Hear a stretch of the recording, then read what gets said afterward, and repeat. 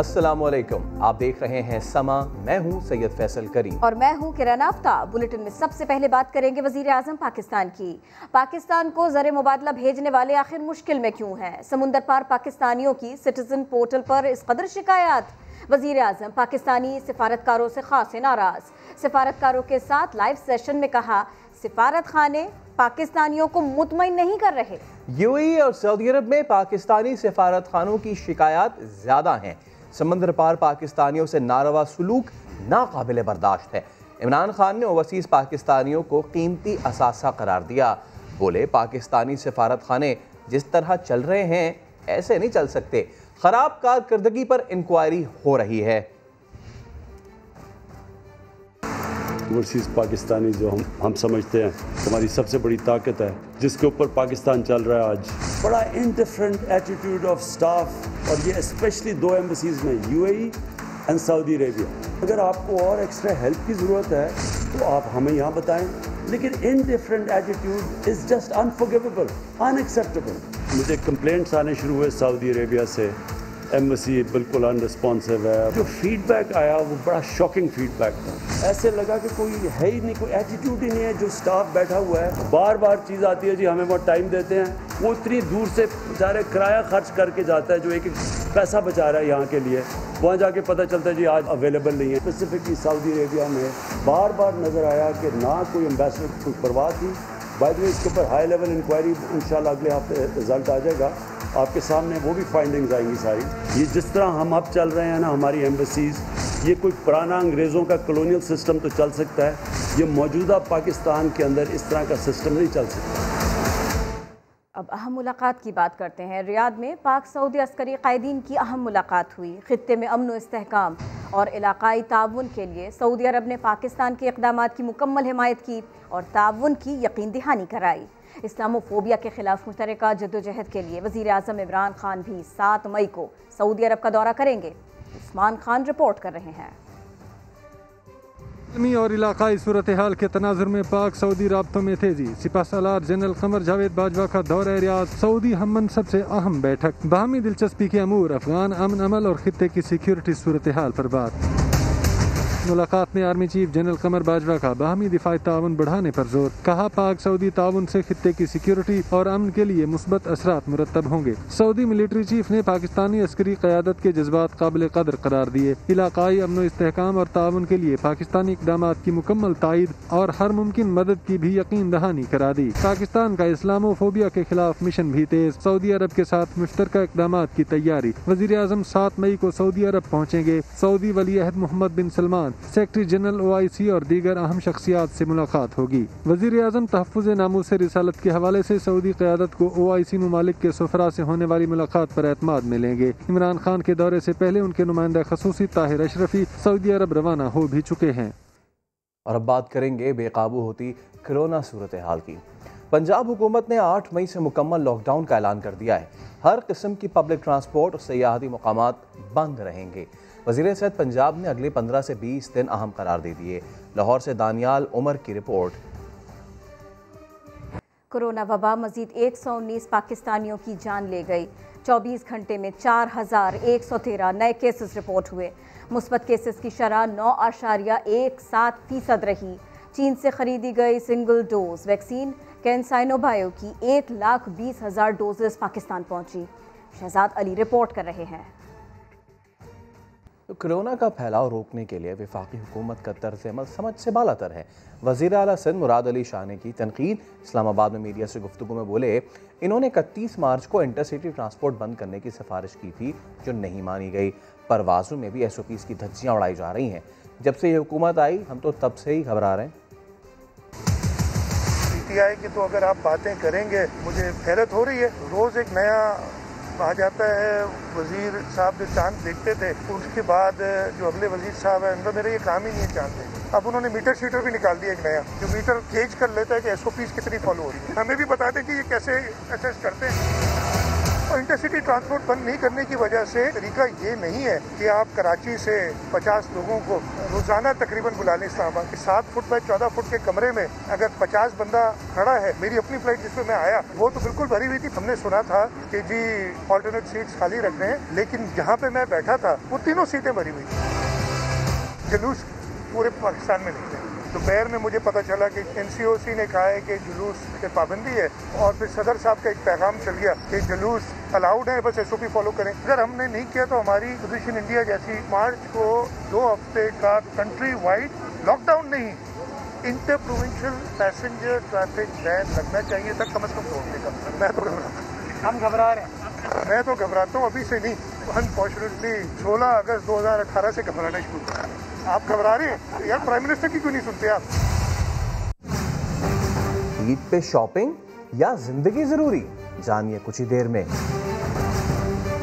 Supreme court का हुकूमत को 2 दिन के अंदर ऑक्सीजन सिलेंडर्स की कीमत मुकर्रर करने और चेयरमैन NDMA को क्वारंटीन सेंटर्स के दौरे करने का हुक्म। अदालत ने सिंध हुकूमत की रिपोर्ट मुस्तरद कर दी। चीफ जस्टिस ने रिमार्क्स दिए, कागजों में जितना पैसा दिखाया गया है उतना खर्च होता तो सूबा पेरिस बन जाता। जुल्करनैन इकबाल रिपोर्ट कर रहे हैं। वजारत सनत और पैदावार 2 दिन में कोरोना मरीजों के लिए ऑक्सीजन सिलेंडर्स की कीमत का तयन करे। सुप्रीम कोर्ट का कोरोना खुद नोटिस की समाअत के दौरान हुक्म। चीफ जस्टिस ने NDMA हुकाम की सख्त सरजनिश कर दी। कहा, निजी कंपनी को इतना नवाजा गया कि N95 मास्क बनाने के लिए मशीनरी चाइना में पाकिस्तानी सफारतखाना खरीद रहा है। क्या चाइना में पाकिस्तानी सफीर परचेजिंग ऑफिसर हैं? आलात पाकिस्तान पहुँचाने के लिए चार्टर तैयारा बुक करवाया गया। तमाम अदायगियां नकद हुई जिसकी दुनिया में मिसाल नहीं मिलती। चीफ जस्टिस ने रिमार्क दिए कि NDMA के सारे मामलात गड़बड़ हैं। इदारे के चेयरमैन को क्वारंटीन सेंटर्स का दौरा करके रिपोर्ट पेश करने का हुक्म। अदालत ने सिंध हुकूमत की बजट अखराजात पर रिपोर्ट गैर तसल्ली बख्श करार दे दी। चीफ जस्टिस ने कहा, 2013 से 2017 तक $2006 मिलियन खर्च हुए। इतनी रकम से तो सूबा पेरिस और तमाम तालीमी इदारे हार्वर्ड यूनिवर्सिटी जैसे बन जाने थे। सिविल एविएशन के वकील ने बताया कि जाली लाइसेंस वाले पायलट्स ने अपनी जगह किसी और को इम्तिहान में बिठाया। इदारे के मुतलका मुलाजमीन को दी गई रकम मनी लॉन्ड्रिंग में इस्तेमाल हुई। पंजाब हुकूमत ने एम्बुलेंसेज की कमी से आगाह करते हुए नई गाड़ियों की खरीदारी पर आयद अदालती पाबंदी हटाने की इस्तदा कर दी। मजीद समाअत 1 माह के लिए मुलतवी। आइंदा समाअत 5 रुकनी बेंच करेगा। ईद करीब आते ही कराची की मार्केट्स में लोगों का रश तो लग गया, लेकिन क्या वहाँ SOPs पर अमल दरामद भी किया जा रहा है? जानते हैं हुज़ैफा खान की रिपोर्ट में। ईद की खरीदारी के लिए वक्त कम है और शायद मुकाबला कुछ ज़्यादा ही सख्त है। बाज़ारों में रश देखकर लगता है कि शायद कोरोना छुट्टियों पर गया हुआ है। यह है कराची की लियाकताबाद सुपरमार्केट, जिसकी तंग गलियों में खरीदारों को ना मास्क पहनने का ख्याल है और ना ही एक दूसरे से फासला रखने का, ना ही इस बात का एहसास है कि ईद की ऐसी खरीदारी से जिंदगियां दांव पर लग रही हैं। दुकानदारों का कहना है कि अगर खरीदारी का वक्त बढ़ा दिया जाए तो रश में कमी आ सकती है। 6 बजे बंद हो जाती है मार्केट। अब कहने का मकसद है 6 बजे जब बंद होगी तो इस वजह से रश बढ़ रहा है। इसको क्या रोक सकता है? आप इतना रश यहाँ लालूगेट में नहीं है, आपने लालूगेट का रश तो देखा नहीं है पहले। ये तो अब कुछ भी नहीं है, चारा नहीं भी नहीं है रश। रश में फंसने वाले खरीदार भी दुकानदारों की राय से इत्तेफाक करते नजर आए। बहुत मसला है भाई, रोजे के बाद खोलें, अभी ना खोलें। रोजे में आना इतना मुश्किल है ना कि हम जानते हैं।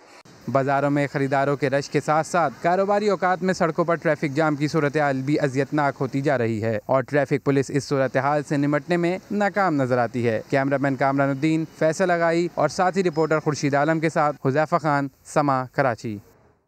ईद मनानी है, अपने पड़ोस के साथ मिलकर मनाइए। कोरोना पर यकीन नहीं, अपने पड़ोसी का हाल जानिए। भारत में कोरोना मुकम्मल तौर पर बेकाबू है। मजीद 3,786 अफराद लुक़मा अजल बन गए। 3,82,000 से ज़ायद मुस्बत केसेस रिपोर्ट हो चुके। और मकबूजा कश्मीर में कोरोना की बिगड़ती सूरत हाल पर पाकिस्तान ने शदीद तशवीश का इजहार किया। वज़ीर ख़ारजा शाह महमूद कुरैशी ने कश्मीरियों को तिब्बी सहूलियात की फराहमी के लिए मेडिकल कॉरिडोर बनाने का मुतालबा कर दिया। चेयरमैन कश्मीर कमेटी शहरियार आफरीदी कहते हैं कि जेलों में कैद कश्मीरी रहनुमाओं और सहाफ़ियों को रिहा किया जाए। इस्लामाबाद से ज़हीर अली खान की रिपोर्ट। कोरोना वायरस ने मकबूजा कश्मीर में भी पंजे गाड़ लिए। तिब्बी सहूलतों से महरूम कश्मीरियों की जान खतरे में देखकर पाकिस्तान को भी गहरी तशवीश लाहक। दुनिया से कश्मीरियों को सेहत की सहूलियात तक रसाई देने का मुतालबा कर दिया।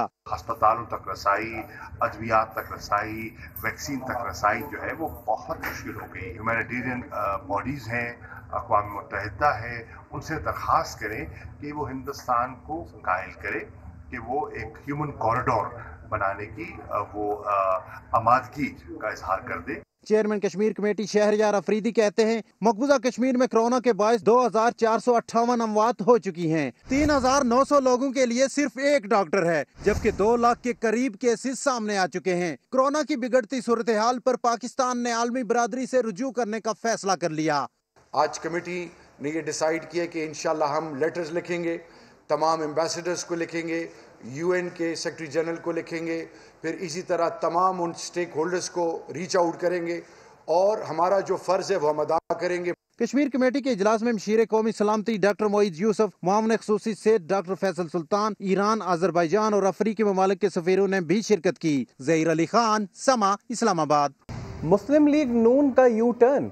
सेनेट इंतखाबात में यूसुफ रज़ा गिलानी को वोट देने वाली हुकूमती अरकान असम्बली को अब आइंदा इलेक्शन में लीगी टिकट नहीं मिलेगा। लाहौर से नईम अशरफ भट्ट की रिपोर्ट। PDM की तकसीम का हुकूमत को एक और फायदा हो गया। नून लीग ने सेनेट इंतखाबात में यूसुफ रज़ा गिलानी को वोट देने वाले PTI अरकान कौमी असम्बली को मजीद लिफ्ट न कराने का फैसला किया है। सेनेट इलेक्शन से चंद रोज कबल यूसुफ रज़ा गिलानी ने लीगी रहनुमाओं से मुलाकात में कहा था कि PTI के 12 ऐसे अरकान कौमी असम्बली हैं जो आइंदा इलेक्शन में लीगी टिकट के बदले हमारी हिमायत कर सकते हैं। इन 12 में से 5 अरकान से गिलानी के जरिए राबते करके टिकट की यकीन दहानियाँ कराई गई थी और इसकी तस्दीक मरियम नवाज ने इलेक्शन में जीत के बाद अपनी तकरीर में भी किया था। सर झुका के आजिज़ी से कहती हूँ, पैसा नहीं चला, मुस्लिम लीग नून की टिकट चली है। हाँ, जिसको तुम कहते थे उसकी सियासत खत्म हो गई है। आज उसी की टिकट पर की वादे पर लोगों ने मुस्लिम लीग नून और PDM के कैंडिडेट को वोट दिया। यकीन दहानियों की तस्दीक तो मरियम नवाज ने कर दी, लेकिन PDM की तकसीम के साथ ही नून लीग ने इस वादे से भी मुंह फेर लिया और अब फैसला किया गया है कि आइंदा इंतखाबात में PDI के मुनहरिफ अरकान की बजाय पहले से मौजूद लीगी उम्मीदवारों को ही पार्टी टिकट दिया जाएगा। नईम अशरफ भट्ट, समा, लाहौर। सियालकोट के असिस्टेंट कमिश्नर सोनिया सदफ और फिरदौस आशिक आवान के दरमियान होने वाली तल्ख कलामी केस में अहम मोड़। वज़ीर आज़म को भेजी गई इब्तिदाई रिपोर्ट में कसूरवार AC सियालकोट को ही करार दिया गया। वजूहात जानेंगे मोहसिन बिलाल की रिपोर्ट में। ये देखिए ना, ये क्या है? मैडम ये गलती से हो गया, नहीं क्या करने से हो गया, इसको रिप्लेस करें, नीचे रिप्लेस करें। सियालकोट में रमजान सस्ता बाजार का एक क्लिप जिसने सोशल मीडिया पर आग लगा दी। AC सियालकोट टॉप ट्रेंड बन गया, लेकिन जब वाकये से शोरोगुल की धूल बैठी तो माजरा कुछ और निकला। इदारों ने इब्तिदाई रिपोर्ट वजीर आज़म इमरान खान और वजीर आला पंजाब को जमा करा दी। सोशल मीडिया के बरक्स इब्तिदाई रिपोर्ट में वाकये की कसूरवार AC सियालकोट सोनिया सदफ को करार दिया गया है। गवर्नमेंट यहाँ में भी जवाब दे, तो आपका फर्ज आप तन्हाई चीज की लेती है। रिपोर्ट के मुताबिक रमजान बाजार में इंतजामी अमूर में AC की कोताही कई जगह नजर आई। अशिया का मेयार चेक करने की बजाय AC साहिबा AC वाली गाड़ी में ही बैठी रही। आसमान से उतरी हुई है, बिल्कुल आसमान से नहीं उतरी हुई। भारतीयों के लिए राश नहीं है, आपको ज्यादा जान अजीज है। रमजान बाजार में फल भी गैर मयारी थे। चीनी के स्टॉल पर बुजुर्ग अफराद को परेशानी का सामना था, मगर AC साहिबा AC वाली गाड़ी में ही बैठी रही। फिरदौस आशिक आवान ने AC साहिबा को AC वाली गाड़ी में बैठने से रोका तो बात बिगड़ गई। फिर ऐसी बिगड़ी कि सोशल मीडिया की जीनत बन गई। मोहसिन बिलाल, समा, लाहौर। आपकी हरकतें ही नहीं है ऐसी वाली, जिसने आपको लगाया उससे पूछते हैं, तरीकाकारी नहीं है तुम्हारा। मिडलमैन की शामत, थोड़ी देर बाद जानिए। वजीर खजाना ने IMF से हालिया मुआहदे को मुश्किल करार दिया। शौकत तरीन बोले, आलमी मालियाती इदारे का तरीका यही है कि सांस बंद कर दो। IMF से कहेंगे कि सांस लेने का मौका दिया जाए। बिजली की कीमतें बढ़ाना मसले का हल नहीं है, आम आदमी तंग आ चुका है।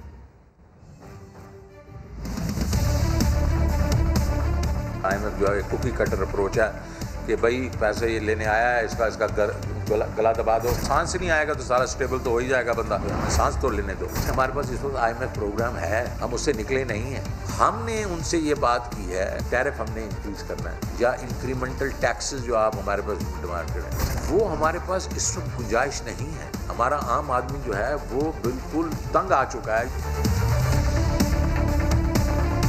हमें आप जरा कुछ स्पेस में tariff increase is not the only way to raise money. इनको माजरत करेंगे जब पीपल थिंक के हम IMF प्रोग्राम से निकलने की कोशिश करें, नहीं, हम नहीं निकलेंगे। ये IMF प्रोग्राम था, ये काफ़ी डिफिकल्ट था। हमारे लोग क्यों नहीं टैक्स नेट में आते? वो इसलिए नहीं आते कि हरासमेंट है उधर। हरासमेंट जो है उसको कम करेंगे, बल्कि एलिमिनेट कर देंगे। हमने रेवेन्यू को, जो वो टारगेट की बात करें, हमने उनको कहना आप हमें टारगेट न दें, क्योंकि हमें पता है कि हमने बढ़ाना है। मार धाड़ हमने नहीं करनी। 35 शहर जो हैं वो उनको उनसे ये प्राइसेस लेते हैं। 11 तो सिर्फ कराची है, 7 जो है लाहौर हैं, वो डिफरेंट इलाके हो गए, वो 7 भाई।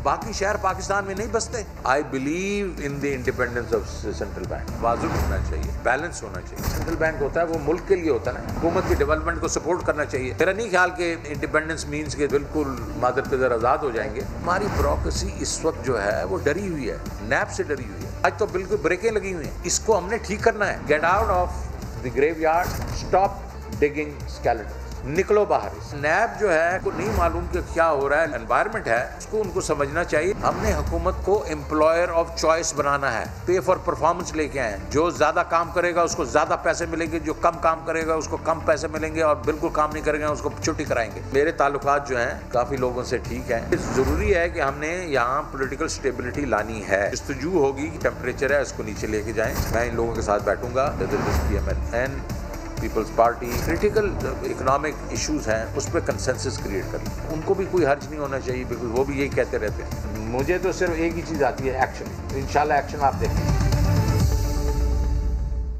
समा ने बार बार जिसकी निशानदेही की, बिलाखिर वो बात हुकूमत की समझ में आ ही गई। महंगाई की सबसे बड़ी वजह मिडल मैन की नाजायज़ मुनाफाखोरी है। वज़ीर ख़जाना शौकत तरीन ने इसका एतराफ़ किया। प्रेस कॉन्फ्रेंस में समा की खबर का हवाला दिया, कहा जो होना था हो चुका, अब मिडल मैन की इजारादारी नहीं चलेगी। मंडी ले जाते हैं 2-3 रुपया इनका रेट बन जाता है। प्याज 40 रुपये किलो है। प्याज 40 रुपये किलो। प्याज 40 रुपये किलो। मिडलमैन किसान का खून चूस रहा है, अवाम को महंगाई की चक्की में पीस रहा है। समा की मुनाफाखोरों के खिलाफ उठाई गई आवाज आला ऐवानों तक पहुंच गई। वजीर खजाना शौकत तरीन ने भरी प्रेस कॉन्फ्रेंस में समा की खबर का हवाला देते हुए एतराफ कर लिया। टीवी पे किसी ने चलाया भी है कि प्याज जो है वो जैकोबाद में 3 रुपए पे फार्मर से मिलता है और 35 रुपए पे जाके रिटेल में बिकता है। क्यों? एवरेज पे 35, 50, 60% की जो है वो बेसिकली मिडिल मैन का मार्जिन है। This should not happen. ऐसा मंसूबा लेकर आ रहे हैं जिससे मिडल मैन की कमर टूट जाएगी। शौकत तरीन ने 2 टोक बता दिया। हम स्ट्रेटेजिक रिजर्व क्रिएट करेंगे और जहां महंगाई होगी फ्लड कर देंगे ताकि मिडिल मैन की कमर तोड़ देंगे हम। तो अगर वो they think they are better than the state, they are not better than the state. So my warning to them is कि shape up now. Shaukat Tareen का कहना था कि टैक्स के दायरा कार को बढ़ाएंगे, आवाम के लिए आसानियां पैदा करेंगे। ये महंगाई मिडिल मैन का काम है, इसे बीच से हटा दें, महंगाई 400% घट जाएगी। किसान को अहमियत देनी होगी, इकोनॉमिक्स की किताब बंद करनी होगी। नया दिन में साबिक चेयरमैन FBR शब्बर जैदी फट पड़े। हुकूमत तो ऐसी बहुत सी बातें रोजाना सुबह शाम करती रहती है, वो करती तो कुछ भी नहीं है ना, इसलिए मैं छोड़ के आ गया हूँ। किसान मर रहा है, उसके बच्चे भूखे मर रहे हैं और कंज्यूमर भूखा मर रहा है। 5 रुपए की चीज 100 रुपए 50 रुपए की मिल रही है। गवर्नमेंट ने क्या कर लेना है? हुकूमत मिडलमैन के खिलाफ नाकाम नजर आती है। साबिक चेयरमैन FBR शब्बर जैदी की प्रोग्राम नया दिन में गुफ्तगू, मिडलमैन माफिया को महंगाई का सबब करार दिया। पाकिस्तान में पूरा एक कैश का माफिया है, जो मिडलमैन का माफिया है, जो किसानों से खरीदता है 10% प्राइस पर और बेचता है 100 रुपीज प्राइस पर। शौकत साहब 50% कह रहे हैं, उनकी फिगर गलत है। ये तकरीबन 400% का मुनाफा है। 100 की चीज बनती है तो 400 में बिकती है। और जो पैसा के अंदर चलता है वो सूद पे चलता है और वो सूद का दौर होता है और उसे मौलवी ये फतवा देता है कि सूद नहीं है, तिजारत है। मिडलमैन और दीगर किस तरह किसान का इस्तेहसाल करते हैं ये भी बताया। वो जो किसान है वो इतना गरीब है कि एक हराम के पैसे का मार्जिन है, जो ब्यूरोक्रेसी का और सबका हराम का पैसा है। वो पैसा जाता है कल्टीवेटर के पास, उसको दिया जाता है कर्जा और उसे कहा जाता है कि ये तिजारत है, हम तुमसे एडवांस बाय कर लिया है।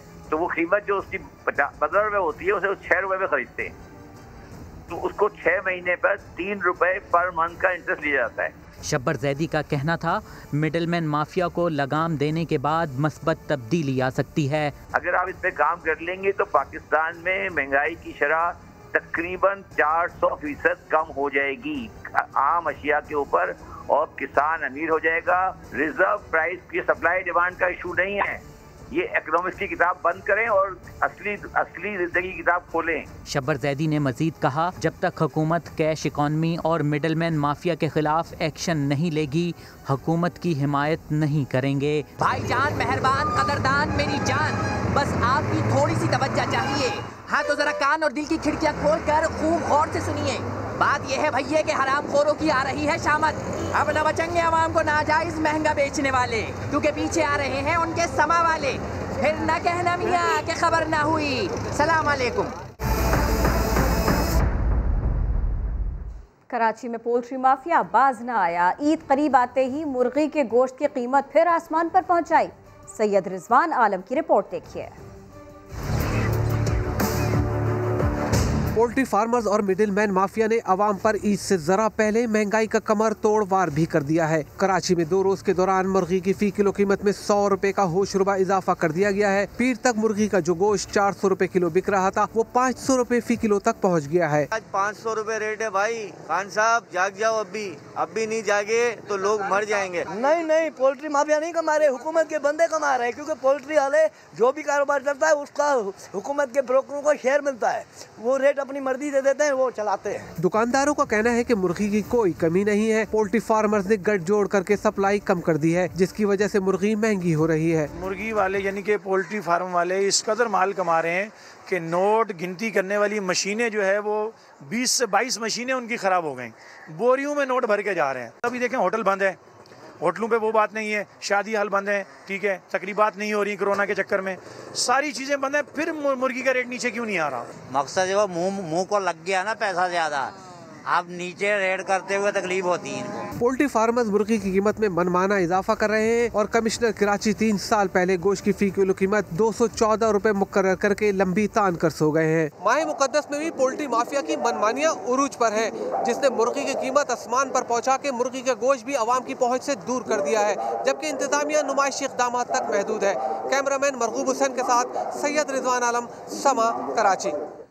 खुशाब की नशिस्त PP 84 का ज़िमनी इंतखाब, 90 पोलिंग स्टेशन के गैर हतमी गैर सरकारी नताइज। नून लीग के मलिक मौज़म 27,650 वोट लेकर आगे हैं, जबकि PTI के अली हसनैन खान को 21,200 वोट मिले हैं। एक ब्रेक के बाद हाजिर होंगे हेडलाइंस के साथ। देखते रहिए समा।